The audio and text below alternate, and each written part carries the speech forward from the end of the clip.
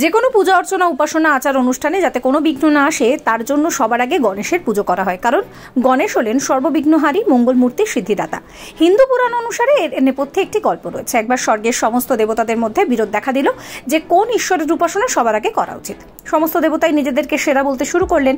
নারদ মুনি এই পরিস্থিতি দেখে সব দেবতাদের শিবের আশ্রয় গিয়ে তাদের প্রশ্নের উত্তর জানার পরামর্শ দিলেন। নারদ মুনির কথা শুনে সবাই মহাদেবের কাছে গেলেন। দেবতাদের মধ্যে এই ঝগড়া দেখে মহাদেব একটি সমাধানের পরিকল্পনা করলেন। তিনি একটি প্রতিযোগিতার আয়োজন করলেন। শিব বললেন সমস্ত দেবতাকে তাদের নিজ নিজ বাহনের সঙ্গে পুরো মহাবিশ্ব পরিক্রমণ করে আসতে হবে। এই প্রতিযোগিতায় যিনি জিতবেন তারই পুজো সবার আগে করা হবে। সমস্ত দেবতারা বাহন নিয়ে যাত্রা শুরু করলেন, কিন্তু ভারী শরীরের জন্য গণেশ নিজের বাহন মুশিক সহ রয়ে গেলেন পিছনে। তখন তিনি ওখান থেকে তার মা বাবা অর্থাৎ শিব এবং পার্বতী যেখানে ছিলেন সেখানে গিয়ে তাদেরকে 3 বার পরিক্রমা করলেন। সবার আগে কার্তিক ময়ূরে চড়ে ত্রিলোক পরিক্রমা করে এসে গণেশকে বসে লাড্ডু খেতে দেখে ভীষণ রেগে গেলেন। এরপর গণেশ সকল দেবতাদের বললেন যে ত্রিলোকের সকল সুখ সম্পদ মা বাবার চরণেই তো বিরাজমান, তাই মা বাবার চরণেই রয়েছে গোটা বিশ্ব। তার এই যুক্তি মেনে নিলেন স্বয়ং মহাদেব।